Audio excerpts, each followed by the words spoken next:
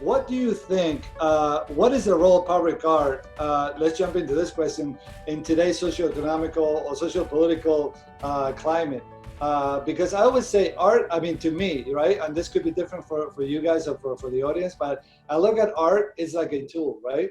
You can do wonderful things with a piece of art. It's like, think of it as a hammer, right? You can build a house, you can build a structure, you can do something noble with it, but you can also do something very negative and like, hurt people with it, right? So, because really, truly, it speaks volumes about the power of art, right? So how do you see public art? What role is it taking in today's socio-political climate? You know what I mean? Aliza, what do you think? Well, it's a really great question. And I mean, what you're saying about it being a tool, like any form of expression, right? You can use it positively or negatively, or for good or for to tear down or to build up. And I think, one thing that's grown over the years, the role of public art as a tool for community building has really taken on more and more importance. And a lot of the programs that we work with, that's, if not, it's a core piece of what they want their public art program to do, to use art as a tool for community building, community engagement, generating civic dialogue, fostering civic dialogue, and even healing. I think, one example of this trend in public art would be the Bloomberg Public Art Challenge that Mike Bloomberg's foundation, Bloomberg Philanthropies, they've done this twice. They've offered this grant to cities to use public art to address a civic issue. So the city has to choose what its civic issue is that they want to use public art to address and apply to the Bloomberg Philanthropies for it to be funded.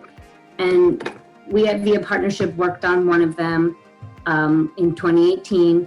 And just like in South Carolina, one of these projects was about police relationships, the community's relationship with police.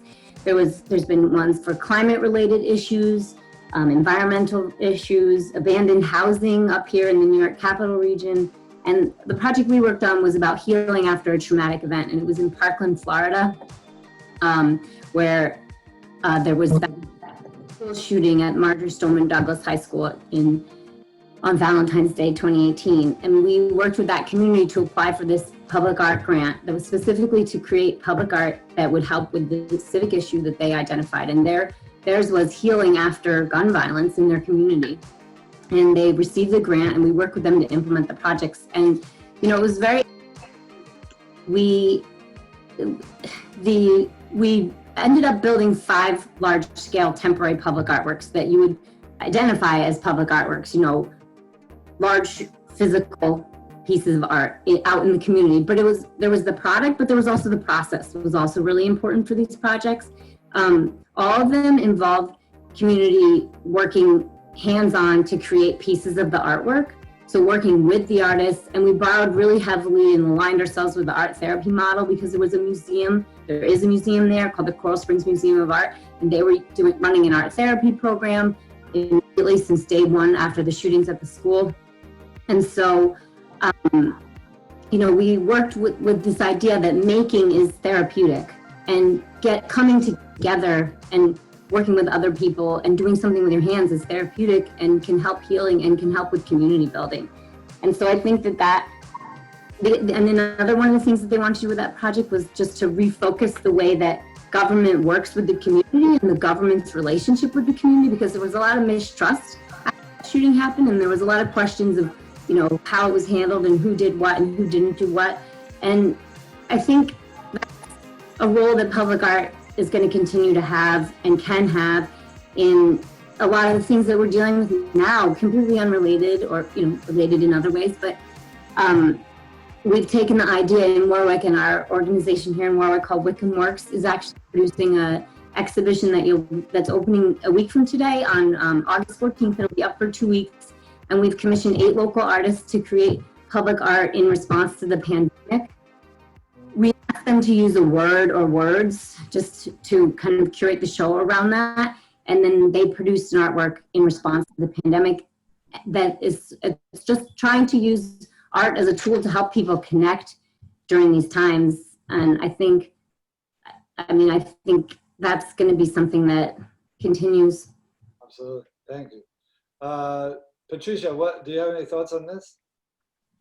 Yeah, I mean, I think Aliza really hit on it. I think it's public art really kind of sits. I was talking with a colleague the other day who made the statement that public art is really sitting at the heart of a lot of the discourse that's happening today. And I think that's really what its role has become, is how do we use it to help bridge those conversations, bridge those gaps, and allow people to express their thoughts.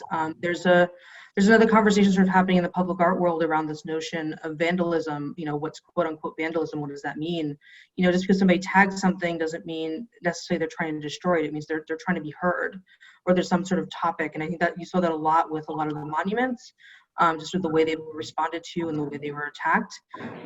But what's interesting about that particular component is that there's also the other side to it from the public arts sort of administration component, where we're kind of trained to think, if something's damaged, we have to take care of it and clean it and put it back. But that's not necessarily what's sort of happening now. And so allowing those types of actions to kind of sit and be part of the conversation and allowing that to happen. Philadelphia, I think, has done a really great job, or a really interesting job of sort of how they're addressing this, where they've been sort of putting these sort of weird plywood boxes around sculptures that are questionable in their intention, and not only explaining that that's part of their dialogue, and they talk about what that means in their process, but it also allows to help with sort of a public safety component. It's fascinating to see a lot of sculptures being pulled down and thrown into rivers and things, but it's dangerous at the same time. So how do you kind of manage that ability for people to express their opinions and use the sculptures that they're seeing, that they either agree with the values that artwork is expressing, or they don't, or the histories that artwork is expressing, or they don't, and to allow that conversation, but also around public safety and what that means. So to kind of Aliza's point, and I think to where it is, public art can really help sort of drive and be a catalyst for those conversations and those dialogues that really need to be happening, particularly as we're dealing with racial inequity in our country, hundreds of years of ignoring it, and how we're able to come to terms with it, coming to terms with it at this point, and hopefully we'll continue to come to terms with it moving forward. Absolutely. I think, yeah, go ahead. Just to follow on with what Patricia was saying, I think, so it's not just a question of like deleting stuff, right? When we don't like things. I mean, there's definitely a process that's going to happen. We need to go through, and things that are offensive to come down or be changed or whatever. But then there's also going to be a process of adding. What are the stories that we want to tell? What are in public space, and what are the what narratives are missing and aren't being heard right now? And then how do we decide, because funding is never unlimited. So how do you decide? And how do you decide in a way that doesn't just recreate a different version of the same problem that we have now? I don't have the answer. I just wanted to bring that up. Yeah, I'm glad you brought that up, Aliza. And sorry, Martin, we're tracking your conversation. But I think to me that gets to the point of what we're seeing sort of nationally, particularly with public art programs, and how we help them rethink their policies and practices. They're more equitable about who's getting invited, or who's getting the commissions, and how that conversation is happening. What I think is gonna, and I don't mean to completely drive down this, but I'm really interested in this topic, is there's this notion of, I think we're gonna start seeing is that, and the one conversation we haven't, I think, completely broached in public art is really the notion of cultural appropriation and what that really means. There's been public art, for an example, has been very much a strong, white, typically male-driven field. That's usually who typically gets a lot of the larger commissions in the field. And I think in most of that work that they get done, gets expressed, does relate to the communities. But if you have, a white male who's doing the work that the community they're trying to, or the histories they're trying to express, or say a native person's or native people's histories, when does that artist now have to be asked to be stepped aside? Because they really should be, it should be whoever's part of that community telling that community story. And I think that's going to be a rub that we're going to be seeing over the years as people really start looking at their practices and policies, and really start looking at who's really hired to have these conversations. And I'm excited about that. I think that's really interesting, but I think it's also going to be a lot of challenges in the field, and a lot of people are rethinking what they're doing, how they're doing their work, and who they're inviting to the table to be part of this conversation. I think that is a very complex problem, but a problem that we need to address, and I think it's exciting to even dig into that, right? To Jamie, how do you feel about, as you work for an organization that works with urban works, but for what I hear a lot, for what I see, a lot of it is very permanent. how do you feel about taking down some permanent pieces of work that might have been maybe considered offensive or so? What are your thoughts on that? Because I mean, I used to have a lot of talks with artists, and they used to say a successful piece of art, it's a piece of art that creates either conversation or any kind of reaction, good or bad. If it creates a good or a bad reaction, then a successful piece of art, right? So, but more and more, I think we see things like, well, yeah, it may be a good piece of art, but may not be appropriate, may not be good for a community. How do you feel about taking pieces down like that? Well, I mean, I think it's somewhat simple from my perspective. If something is offensive, I believe it should be taken down. I think for me, that's quite clear. You know, I think one of the challenges with public art that I've seen is that it's often also, whether it's offensive or culturally offensive or not, or whether someone just doesn't particularly like the color or the look or the size or the placement or whatever it might be, public art historically has been judged, in my opinion, to a higher set of standards than other creative expression. You know, if you look at, say, architecture and urban design, I mean, there's mediocre architecture all around us, everywhere. But often public art is a flashpoint for communities, different people's opinions. So, you know, I think public art can't mean all things to all people. I certainly think if it's offensive, it should most definitely come down.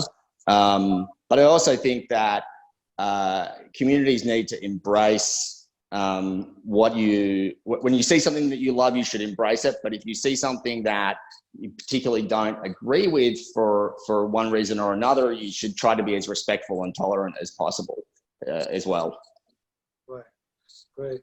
And Cekis, you know, I mean, when we talk about a lot of times about graffiti, I feel like even growing up in South America myself, graffiti was a way for people to express. It was almost like the people's voice, especially up under dictatorship. So it was a way in which people can express. They would do a graffiti. Of course, it would be taken down. But that idea of tagging something, that sometimes tagging something can be seen as vandalism, right?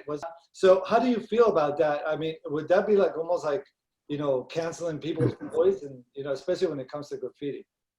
Well, I think for me, although I know that when you paint outside or you plan to do work and you leave a piece outside, it doesn't belong to you anymore. It belongs to the place, to the neighbors, to the people that kind of will walk by it.